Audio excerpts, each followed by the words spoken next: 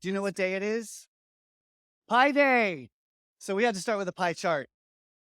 I usually hate pie charts. This is actually one of my favorite pie charts. I do actually have pie charts in this presentation, but mostly I hate them. I thought I would introduce myself a little bit to you so you know who I am. Most of you don't know me. Aside from Christy and Phil, they know me. I am a scientist by training, but a marketer by trade. I have a PhD in urban ecology from the University of New Mexico. I studied complex systems and fractals and that stuff Jeff Goldblum talks about in Jurassic Park, chaos theory. From there, I stumbled ass backwards into advertising and marketing. I've been doing that for 20 years, but with a scientist's mind. So every time people say, oh, the future is permission marketing, I say, really? Or, oh, all the old rules don't apply. The 4 Ps don't apply. I say, huh. Or, oh, it's all about purpose. Brand purpose is the thing. You must have a purpose. I say, what do the data say?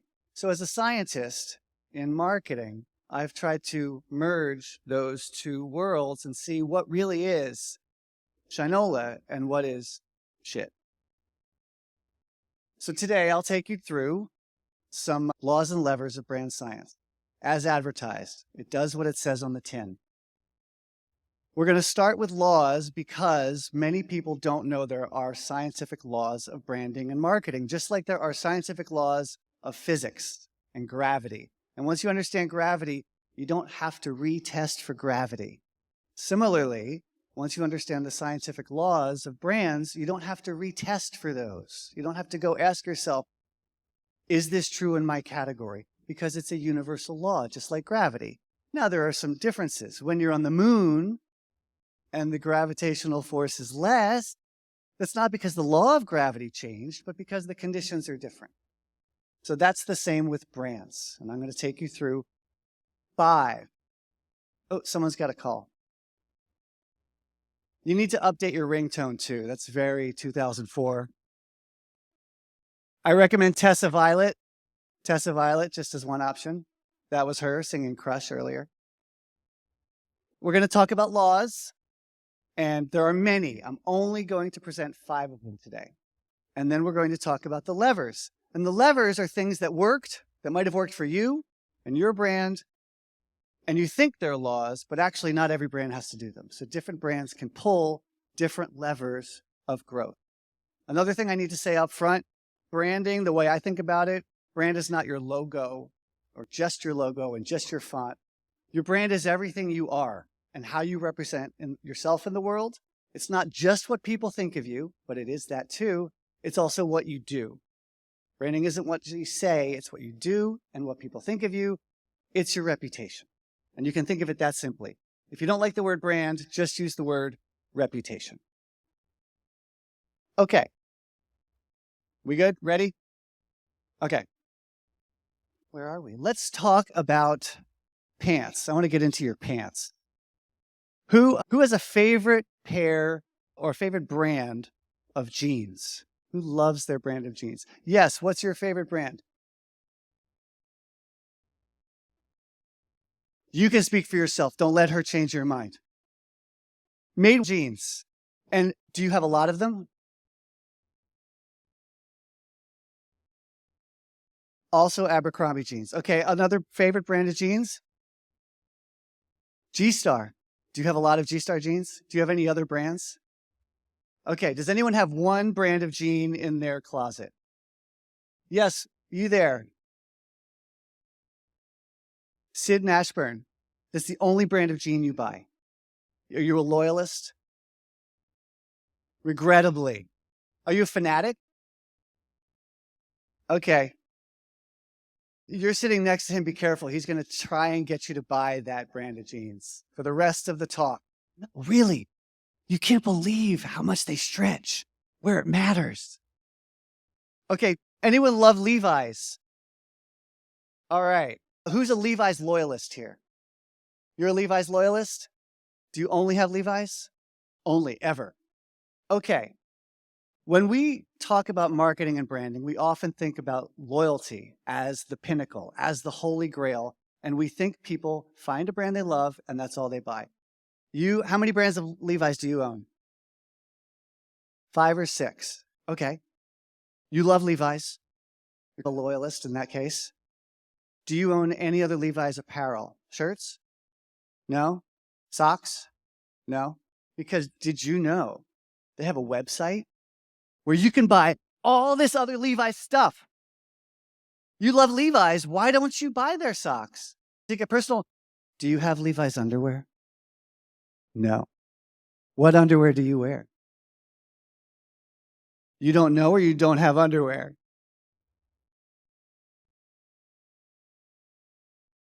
That's an amazing, crazy thought. Okay, raise your hand if you have more than one brand of jeans in your closet. Look around the room. That's most of you. Raise your hand if you have more than one brand of underwear on you right now. Just kidding. This is normal. This is normal. We do this. But when we're marketers, we forget. We think people are loyalists. They love a brand. Or you think of the one brand you love. Who's fanatical about a brand right now? Who's got a brand? What's a brand you love? Paul Smith. What do they even make? Fashion. Okay, so you love Paul Smith. So I'll bet you think, oh, that kind of fashion fanaticism, that brand fanaticism, that's what we want to cultivate in others. And then you forget that you don't even know the brand of black pepper that you buy for your pepper mill. That's what we do. We think and focus on the things that reinforce our ideas and beliefs. I'm a scientist by training, so I did a little science. I started by asking people I know, like my friend Josh.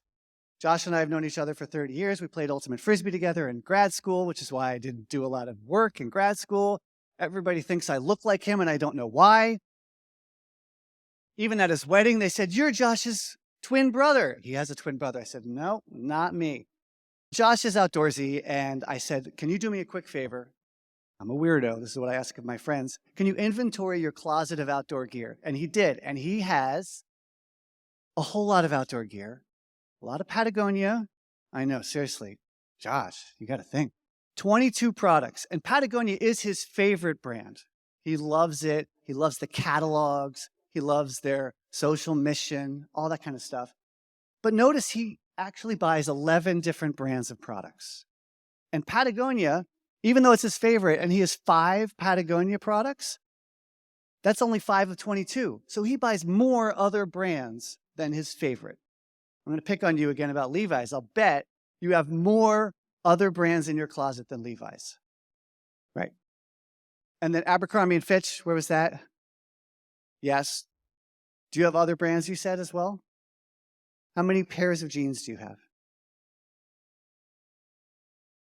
It's okay. It's a safe space. It's a brave space. It's a brave space and a safe space. We're here to support you. Are we all here to support her? Okay. So, great. That's fine. You find your comfort zone. Be there for 10 pairs of jeans. How many of those are Abercrombie and Fitch? Okay, so half. Not quite. You do have more than, okay. So then you're just like Josh, except you don't look like his twin brother. This is the first law, and it's a behavioral law. We have to look at the facts. The first law is most people, for most things, buy a repertoire of brands. Repertoire is a fancy word for range or bunch. And we talk about the consideration set. This is the scientific way we talk about it. You buy a repertoire of brands, and that's the same for almost every product you get. There are some caveats. There are some exceptions. Subscription products play by a slightly different set of rules, but we're not going to get into that today. We don't have time. You're nodding. You're like, oh yeah, subscription. Totally. As a scientist, I kept going. I said, Guillermo, he's outdoorsy too. Inventory your closet. Do me a favor. And he did. And there are all his products. He has 77. So he makes you feel a little better, right? About how many pairs of jeans you have. But notice where Patagonia is, because that's what he said his favorite brand is. He loves Patagonia, and it's not even the #1 brand he buys. Now, granted, that's because he only discovered Patagonia recently, and he's changed his repertoire. He used to buy, obviously, a ton of Nike and North Face, but now he realizes that he prefers Patagonia for their social mission. So those are 2 interesting data points. What about the rest of the data? Around the world, in category after category, we see another pattern. Not only are we repertoire buyers, but the more you buy a category, like soda, how many sodas a year do you buy? How many brands do people buy? And the data show, and this is from 3 different countries around the world, the more soda you buy per year, the more brands you buy. And that's probably the same for you and your jeans and your underwear. If you're really into underwear, you probably have a lot of different brands of underwear. And this is the law of the increasing repertoire. It gets worse. If you look at the 100% loyal, which is, again, what we think about, what we dream about as brand people and marketers, we want 100% loyalty.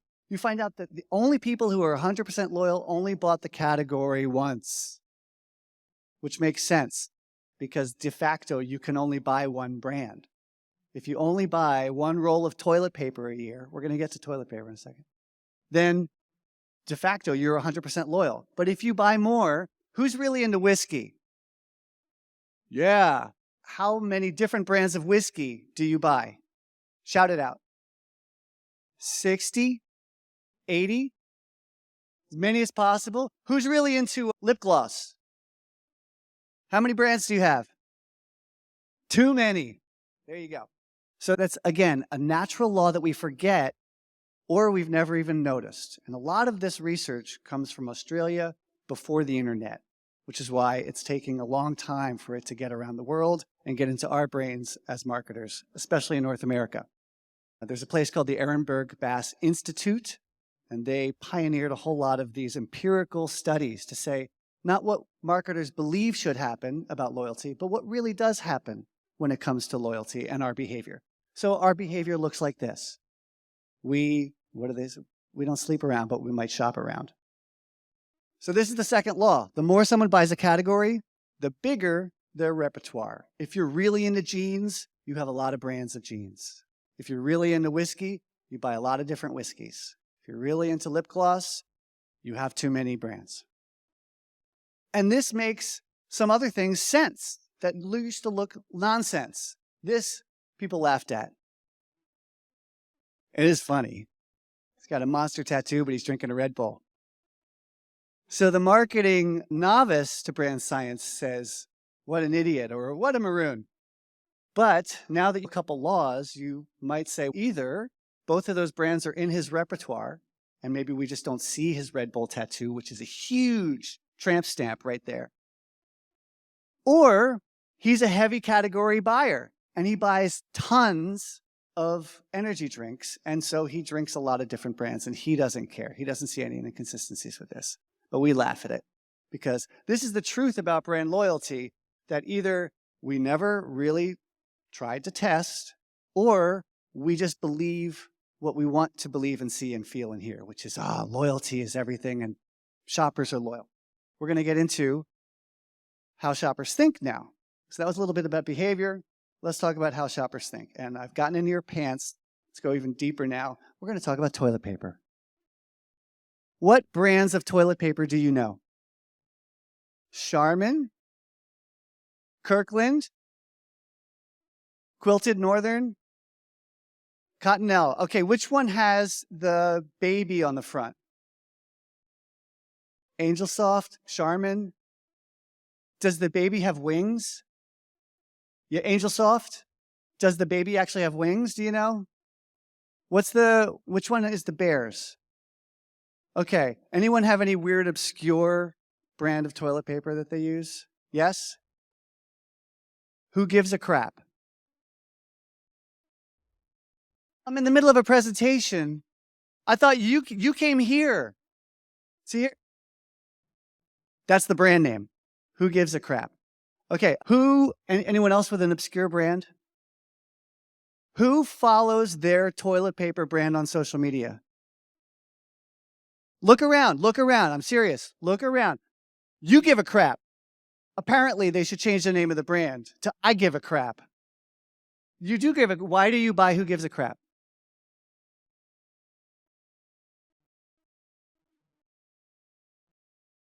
They fund water initiatives around the world. So they're a social enterprise brand. You believe in that, and that's why you buy it. Who buys Quilted Northern? Who buys Quilted Northern? Nor's. He's going to call on me. Why do you buy Quilted Northern, Nor?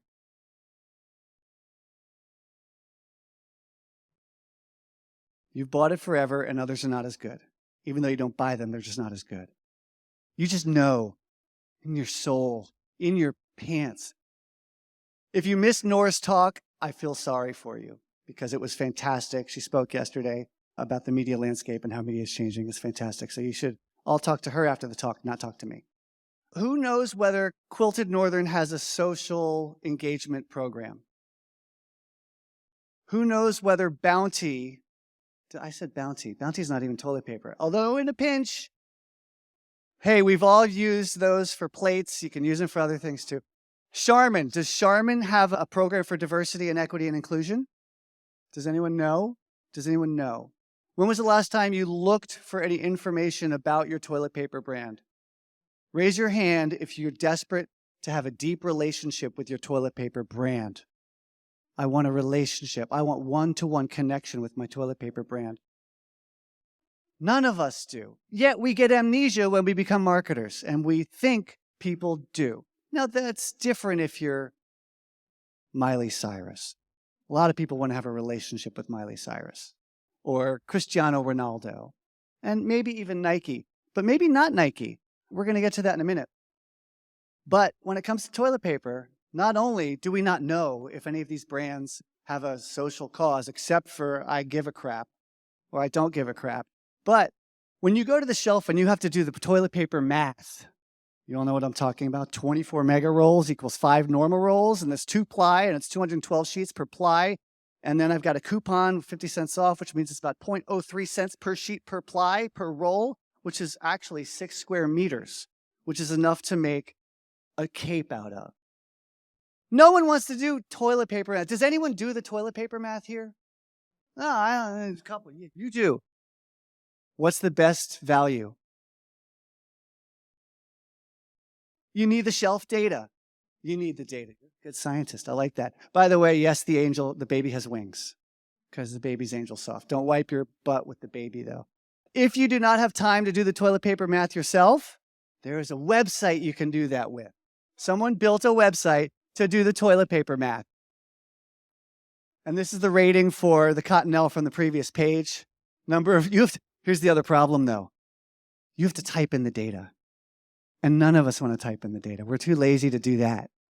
So I'm not going to type in the data. I'm not going to do the toilet paper math. I'm going to go one step further. I'm going to ask this crowd, how lazy are we? You don't have to answer directly. What's 6 times 5? What's 3 times 4?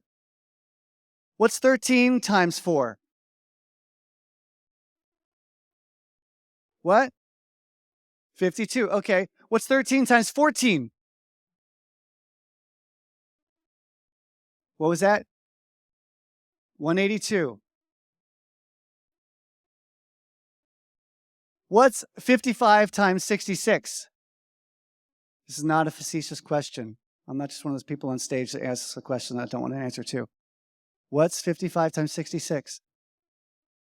How'd you figure that out? Did you?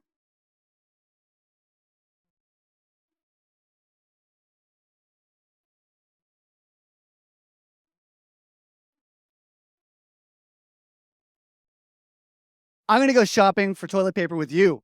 Give him a hand. Give him a hand. Everybody. Did anyone get their phone out? Yes, you did. Who did not think to get their phone out because it's too far away? I can't. The phone's there and I'm up here. This is a fundamental principle of how shoppers behave. And not just shoppers, obviously. It's how we behave as people. We are mental misers. Shoppers are mental misers. And this is the simplification of a whole lot of research. Some of you have actually read Thinking Fast and Slow by Daniel Kahneman, the Nobel laureate who won a Nobel Prize in psychology, even though he's an economist, or vice versa. But, see, I'm too lazy to remember. This is not how most marketers think that people behave. The model we have, even if it's not explicit for how humans behave and how consumers behave, is this.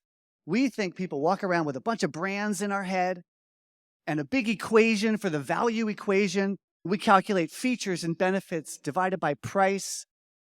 I know you do it when it comes to toilet paper. And this is how marketers think. This is the modern model we have of how the shopper brain works. And it's not. This is how the shopper brain looks. Everyone hates you, Shrek 2, my next tweet, in the back of your mind, something that happened 11 years ago, and the Reese's Puff song. Who knows the Reese's Puff song? Let's hear it. Together now. Reese's Puff, Reese's Puff. Put 'em up, eat 'em up. Not put 'em up. Ready? Together. Reese's Puff, Reese's Puff. Eat 'em up, eat 'em up, eat 'em up. Why is that stuck in your head? Who else has a jingle stuck in their head? Okay, what jingle do you have in your head? How does that one go? There you go. Finish this one for me. Like a good neighbor. That was written by Barry Manilow, 1971. So that song is as old as me. Why do we have these songs stuck in our heads? How about this one? Who can finish this? This will be a separator. Plop, fizz, fizz. Alka-Seltzer. That song is 80 years old for a 100-year-old brand. And we're going to come back to Alka-Seltzer. So this is how the shopper brain works. This is how it shows up in the data that we often like to not notice while we are marketers. This is one of the newest TikToks that dropped from Nike. Does anybody see this already? No? Okay, it's pretty sweet. It's one of their new sneakers. The ad is beautiful. It looks cool. Nike and marketing is great. This is one of the most passionate passion brands in the world that have great loyalty and love and all that. Let's look at some numbers. 170 million people in America alone own a Nike product. Now, like Josh or Guillermo, they might own a lot more of other things, but 170 million people, they have 50% household penetration in America over the lifetime. They only have 3.8 million followers on TikTok, which suddenly looks pretty modest compared to how many people actually own Nike. Compare that to how many people saw this video, 141,000. How many liked it? 19,000. How many commented? 178. And some of those comments you do not want to read in public. It's TikTok. That's the training data for all our AI, by the way, is those comments. So think about what your AI is spitting back to you. Yeah, you're like, oh my God, that means ChatGPT is as smart as Reddit people. Yeah, that's a tiny amount. I did a quick calculation. This room, oddly enough, is about 178 million square inches. So 178 comments is about the size of one of these really cool Science AF shirts, balled up and stuck in the corner. Those are the people who are commenting on your brand. All the rest of this is just empty space of people who own Nike and don't want to be friends with Nike. Don't even know that they did this TikTok. So that's normal, but we forget about it. We get amnesia. What does this look like with shopping? When it comes to shopping, brands know how to prey on the things we don't even know about that are subconscious and how our brain works when it's full of the Reese's Puff song. Let's say you want to buy the new Rivian. Oh, it's sexy. And it can pull one of those what's it called? The Light Star? Did anyone see the trailer? Lightship? It's gorgeous. It's the Tesla of trailers because there's a lot of ex-Tesla folks building beautiful trailer. It's about $78,000. So do people look at the electrical system? Does anyone check the brakes and the ignition process? Does anyone look at the shocks and struts? No. When you go to buy a Rivian, what you do is you sit in it, if you can actually find one to sit in, and then you go like this. Did that work? No, it didn't. Let's try again. Oh, you can barely hear it. Let's try a little more volume. Oh, hold on. One more time. Let's do that again. What is that? Sound of the door.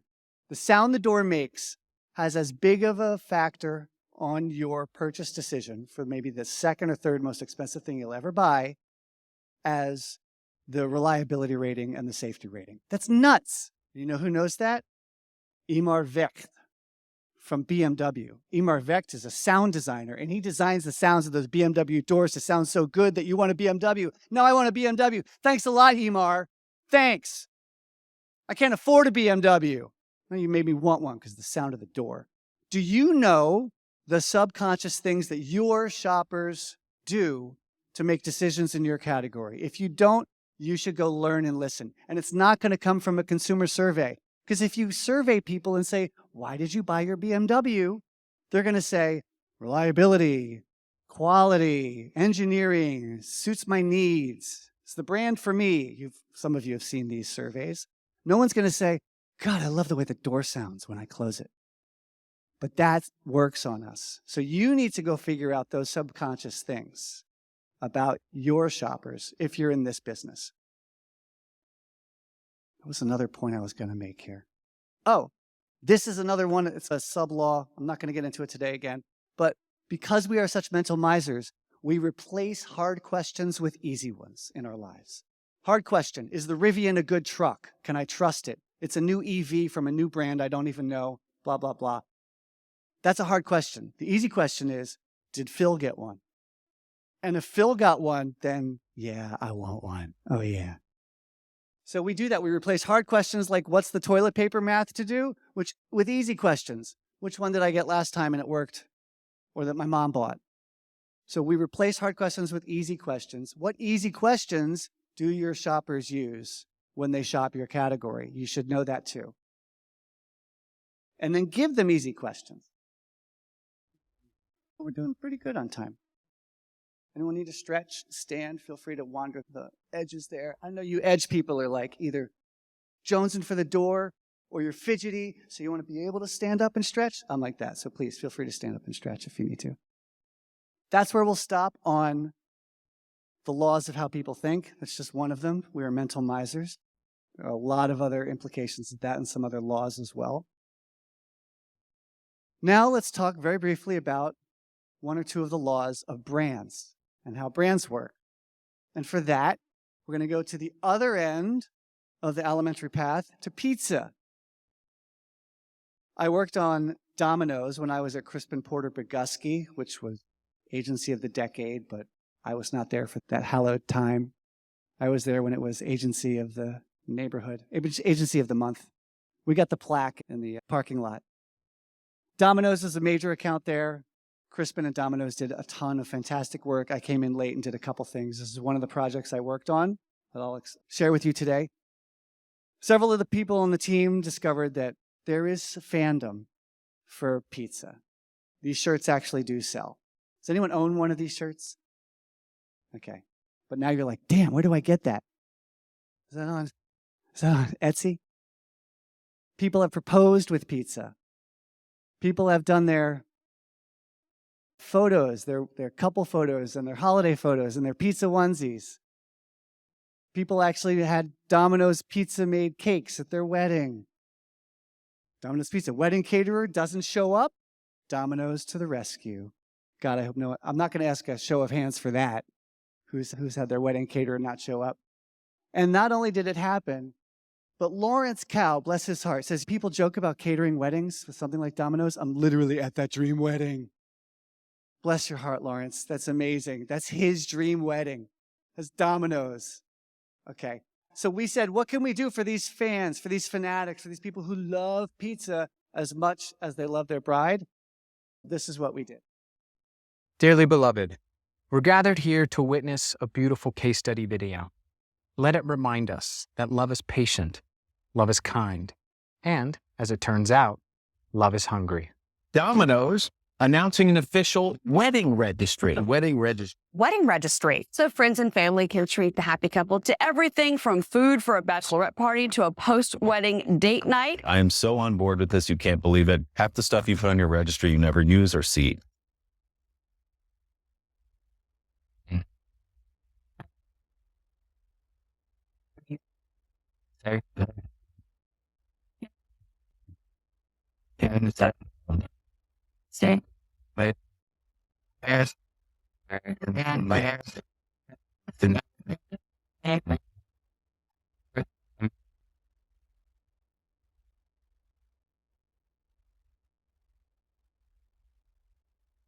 It's totally different what the norm is for registering. I've had to get into the I register for everything in Vegas.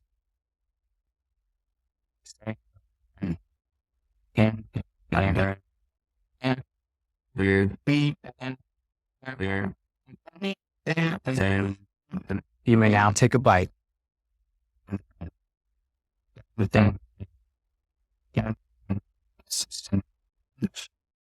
Pretty cool campaign. 1 billion impressions. If anyone's in advertising, you'll know that's a pretty exciting result for a campaign that didn't even show up on TV in a TV ad. So that's what we did for the fanatics, for the loyalists. We expected to see something like this.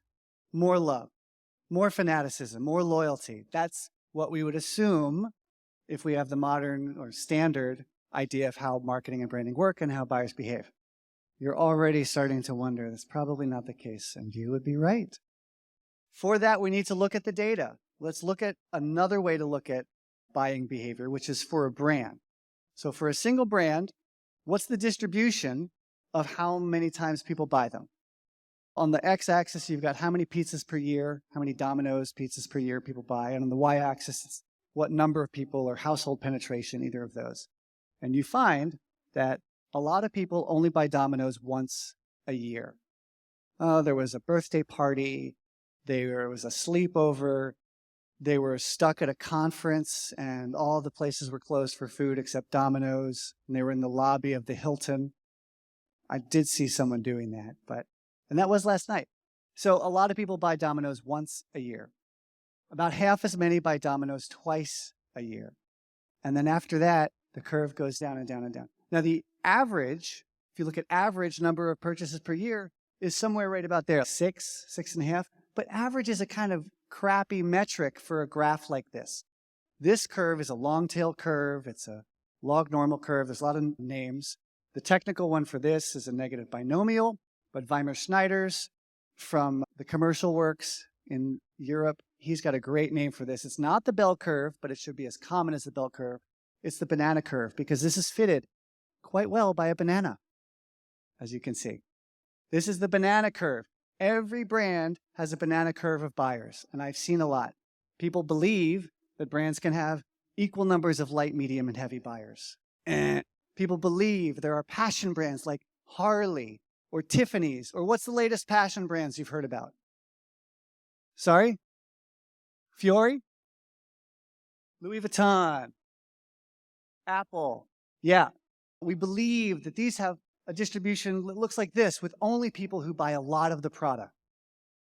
And in fact, in your own house, I'll bet you have other brands of electronics. You probably use Microsoft Word or Google Sheets instead of Pages and whatever the Apple product version is. Or you've got different earbuds or different power supply things. You don't just buy Apple. I've seen a lot of these charts, and they all are bananas, let me tell you. And yours is too. And it's a really simple calculation. If you work on a brand, just go home tonight and do the calculation. What's the number of purchases per year or per 5 years if it's a big product like watches or cars? Extend this purchase cycle. If it's a quick thing like juice or smoothies, then it's a smaller purchase window. But either way, not only do you see the repertoire, but you start to see this distribution. This law is very technical. Law number 4, all brands have a negative binomial distribution of buyers. That's the fancy way to say a banana curve. So you all know the bell curve. You're going to add the banana curve, which is another way to say long tail, to your vocabulary, and you're going to start learning about the banana curve because there are many implications. Here's another implication of this law of how people buy brands for the banana curve. When we ran that campaign for Domino's, how did that change the curve? Here was the original. This is what growth looks like. Few more people in every level of purchase. Mostly, we grew light buyers. People are like, oh, that's right. That's pretty funny. Did you see Domino's on Matt Lauer? That was pretty good. Let's get Domino's tonight. Sure, I'm really lazy. I don't want to cook for the kids. They're shits anyway. And also importantly, the average barely moves. the frequency or loyalty doesn't really change. And that's because your penetration, which is how tall all those bars are overall, and your loyalty or repeat purchase rate are in lockstep. If every curve is a banana, it means a small brand of pizza. In Boulder, we have Pizzeria Locale, which just changed its name to Pizzeria Alberico. I probably butchered that. It has a tiny banana. You can barely see it. And then in the middle, you've got some mid-sized chains like California Pizza Kitchen. And then at the top, you've got this huge banana of Domino's, which is the world's #1 pizza maker. The main thing that changes between small and large brands is the size of the banana, not the shape. And most of that comes through penetration, not loyalty, even though we hear so much about how we must focus on loyalty. Make a good product. Absolutely. Make a damn good product or people won't come back. So that's important. But not only is this another banana, fit quite well by a banana in this case. Go ahead, Marcia, I'll wait. I got you. Yeah. You good? Everyone good? Okay. Bain & Company has found in 50 countries in categories from luxury watches and yachts all the way down to toothpaste. Penetration is consistently 5 to 15 times more important for brand growth than frequency. And I did not use the word loyalty on purpose because loyalty makes you think about, oh, I'm loyal to that brand. And all of these emotional associations that do not show up in the purchase data. So this takes us to our next law, our final law. Oh yeah, we're golden. Law number 5, double jeopardy. It's the fancy name for it. Small brands are punished twice. Small brands have fewer buyers who buy slightly less often. Another way to say that is big brands benefit from higher household penetration, they get more buyers, and higher frequency or return or repeat or retention. Some measure of what some would call loyalty, but we're trying to get away from that word. And so they work in lockstep. And that's a really important law of nature. To wrap up this section on brands, I do want to point out a significant caveat. I don't know, has anyone read any of my little posts on LinkedIn? Anyone? Great, all of you are new. You're taking a picture. Wait, you're taking a picture too. Or did you? I can't tell if that's a photo or... Oh, good, okay. Hi. Good, all of you are new. This is great. This is new customers. None of you know anything about me, and none of you probably want a relationship with me. But if you go to LinkedIn, you can read some posts I put up, and often they're little orange charts where I show a lot of the laws. And in this case, I want to make a caveat. I always make a caveat on my posts on LinkedIn. I say there are always caveats because I summarize things. In this case, there's a caveat to these laws, which is if you look at the market share versus repeat for cars in America, this is what the curve looks like. Ford, Toyota, Chevy, some of the biggest brands in America, they have the highest market share. They also have the highest revenue, and they have the highest repeat purchase rates, generally speaking. That curve there is an R squared of 0.542. Who understands R squared? Where are my R squared people at? R squared people in the house. What's the R squared mean?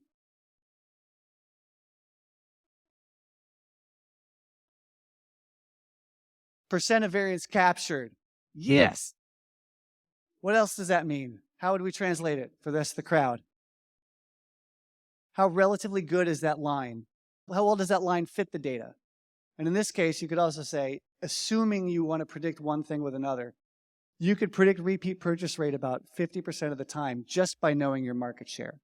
And from the previous law about double jeopardy in the banana curve, you know that big brands will have higher repeat purchase. So you're not surprised by this data. You might be surprised by deviation. So for instance, Subaru, let's see if this works. How about over here? Subaru has a really high repurchase rate compared to what you would expect given its size. And that's important, given its size. Once you understand the laws of brands, you're always adjusting for size. It's like weightlifting. You don't say that the super XL bodybuilder, like Ryan could crush me on bench presses but he's in a different weight class. I'm like in the swelter weight or the geek weight, whatever that's called. So you adjust for your weight class, and then you have to look, is a brand punching above its weight? And Subaru is clearly punching above its weight. Who's doing poorly? Dodge has some issues. Why? Lots of reasons. There's rarely one reason. That's another fallacy of reading Business Insider or Fast Company too much, is they seem to explain it all with one reason. There's probably 10 or 20 or 30 things that are going on there to give Subaru that incredibly high repeat purchase rate compared to its market share. I call this wiggle. That's a very technical term for what you can capture. Along with that, the laws don't necessarily tell you, why is Jeep climbing? Why is Jeep getting more market share? The laws are very much about stable markets. So you need to understand the levers. That's our final chapter, is levers. We've covered the repertoire buying law. We've covered the growing repertoire buying law. I think we covered the mental miser's law. We covered the banana curve negative binomial law. And then we just covered the, what was the last one? Double jeopardy. Thank you. Thank you for taking my notes. So those are 5 laws. Again, there are many more. This is just a taste. It's like when you go to the event spaces here and they give you a piece of steak on a skewer. You're like, that's dinner. So that's all you get. You just get a piece of steak on a skewer from me. So for the levers, I want to switch and talk about some of the biggest brands in the world because it's easy to understand. If you were to invest $1 in 2009 in some companies, what company would you have invested in? Anyone? Apple. A lot of Apple choosers here. You would not be wrong. In fact, you would not be in this room. You'd be somewhere vacationing, having a nice time, relaxing, because that $1 would be $4,500. And of course, if you did $100,000, that would be, you can't do that math. And the calculator's too far away. It'd be a lot. You'd be on vacation. There is one brand that actually beat all these over this time period. Domino's. Oh, yes, we did. Oh, yes, we did. Again, we all get caught up in hype. We all get caught up in the news cycle. Apple is everywhere and it's sexy. Domino's is not sexy. Some of those people that got married in their onesies, sexy. But generally speaking, Domino's is doing 10 or 20 things well. And they're pulling very different levers. The levers are things that worked for one brand and then they think are usually laws. Every brand should do this. Every brand should work with influencers because it worked for me. Every brand should create fandoms because it worked for me. Every brand has to flood the media with low CPM purchases because it worked for me. But the levers work for different brands, and it's really hard to separate what's a law from what's a lever. For instance, Amazon, what do they do really well? They do really low prices and a ton of products, more products than you can think of. And now you've got brands like Squick, Skip, Skimple, if you want to buy a pair of gloves. Or there's a suitcase brand I really called Piano Wall. I don't know, I'm starting to feel like Stefan. The hottest new brand on Amazon is yours. It's got all the comfort you need, Lycra and spandex, and comes in your favorite colors, blue and teal and orange. Amazon has tons of products, lowest prices possible, super easy. Apple, not so many products, very limited selection, incredibly high prices, great design. All the brands, in fact, they bought Beats by Dr. Dre because it was a safe bet. Amazon is not so safe when it comes to what brands are on their site. Totally different levers, but you wouldn't say one is right and one is wrong. But we do that with some of these laws like purpose. Purpose works really well if you're Patagonia, Newman's Own. We'll see how I don't give a crap works. We'll see if it works for them. No, does anyone else know I don't give a crap? Whoa, oh my, wow, okay, maybe it's working. Purpose can work. There's been some reanalysis of the data about brand purpose from the original purpose books. Jim Stengel stuff, not as strong on second look. So it could be a lever, but you have to really pull that lever hard to make people care. Because I hate to tell you, Cottonelle has a program and a purpose, and none of us even know about it. Newman's Own, of course, what's Newman's Own thing on the product? What's it say? Donate everything to profits, or donate profits to people, or donate the profits. That's about as deep as it gets. Who got a Live Strong bracelet when it came out? The yellow Live Strong bracelets? Remember those? Most people don't even know what it really benefits. Cancer something, Lance Armstrong testicle, cancer something. And that's about as deep as most of it gets because we're all still thinking about Shrek 2 and the Reese's Puff song. We don't really dig deep to know what did Live Strong really support. Those are different levers. Purpose can be a lever, you got to pull it purposefully. Domino's pulls very different levers than Apple or Amazon. Freeman, we're going to do another video here. So we can fix this sound. This is a TV spot that they supported. Oh, actually, there's a little bit of preamble, which is, while I was working on this, there was an issue. Domino's is known not just for pizza, but what kind of pizza? Domino's delivers. Delivery. Domino's and delivery are cemented in your brain because for 40 years they've been talking about that. Speedy delivery, the Noid, because the Noid, you're annoyed if your delivery is slowed down. They had a 30-minute guarantee for a while, but that went away because people were crashing their cars to get the 30-minute drive. Not very good. So they needed to change what people thought about Domino's because carryout is a huge business. And they wanted people to think about Domino's for carryout, not for just delivery. And carryout people are a little different. Who prefers carryout here? Okay.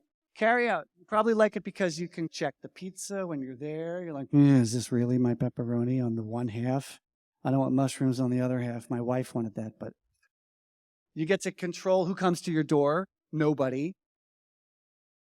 So carryout people like a little more control. So we thought, how do we give them a little more control while they do their carryout, but do it in an inventive way? I did not come up with this idea, but the genius people at Crispin that I worked with did come up with this idea.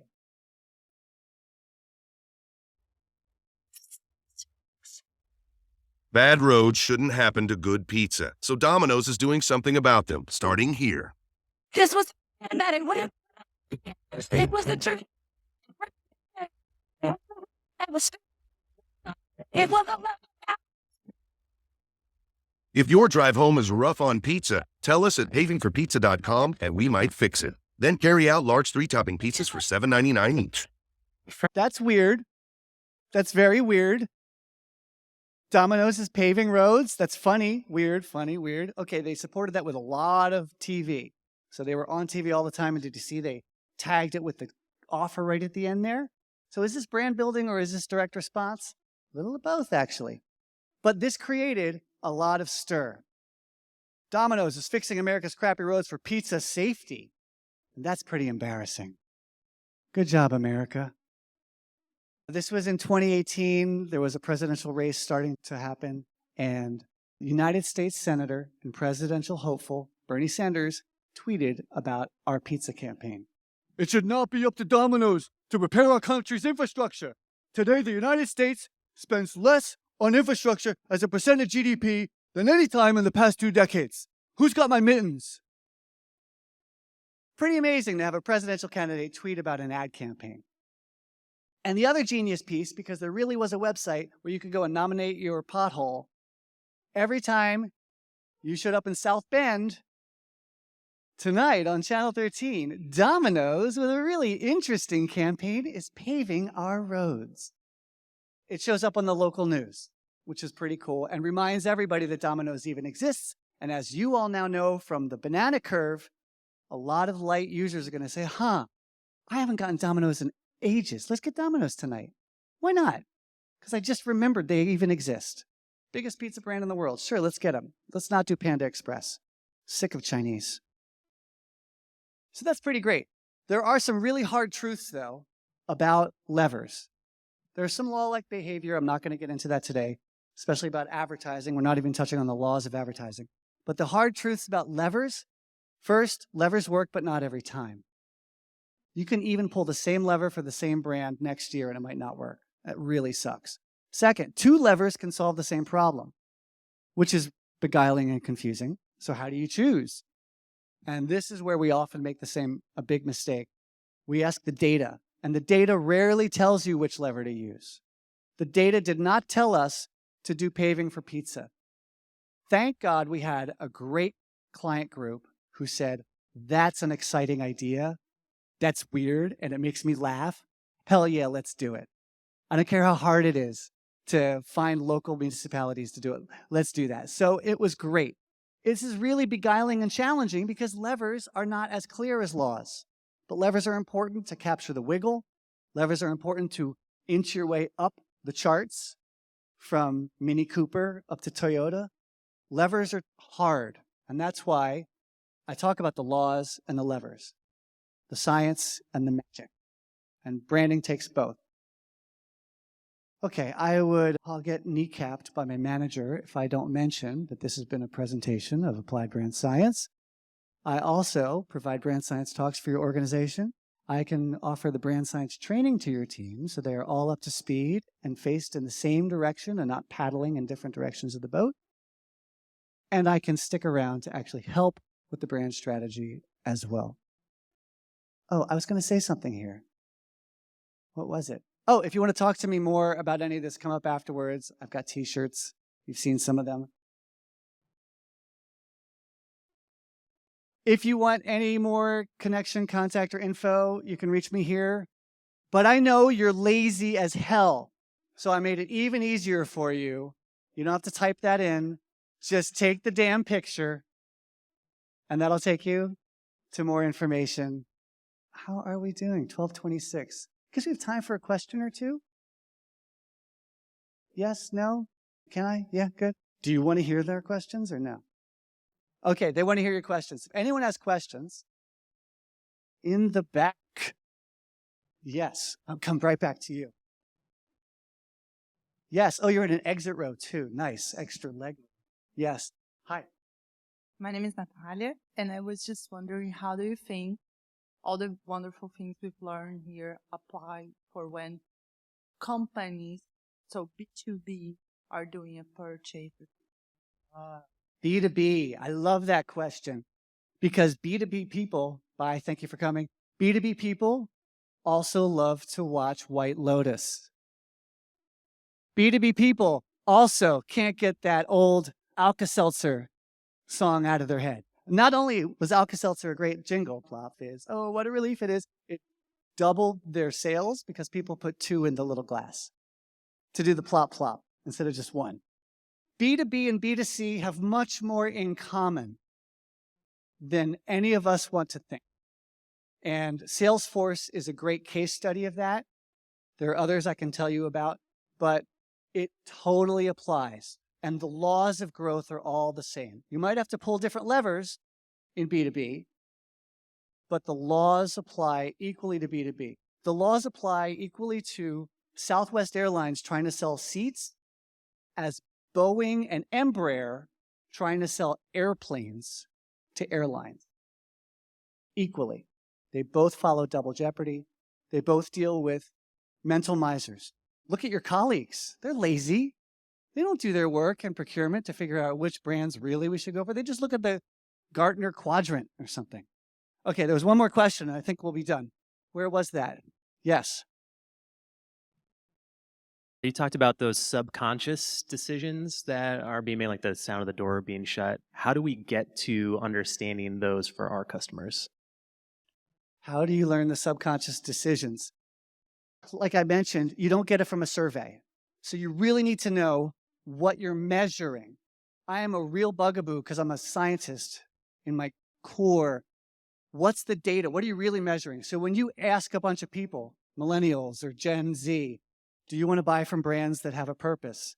Only the assholes say no. So what you're really measuring is, how do I want to look in front of this person asking me this question? I want to look good. I want to feel good about myself. That's what you're measuring, not purchase intent. So the way to get to the subconscious things, sadly, is qualitative research, which gets put down because we love big data, and data, the algorithm will tell us everything. There's a qual researcher, I love her, and I forget her name. One of you will know it. She's rebranded qual as thick data as opposed to big data.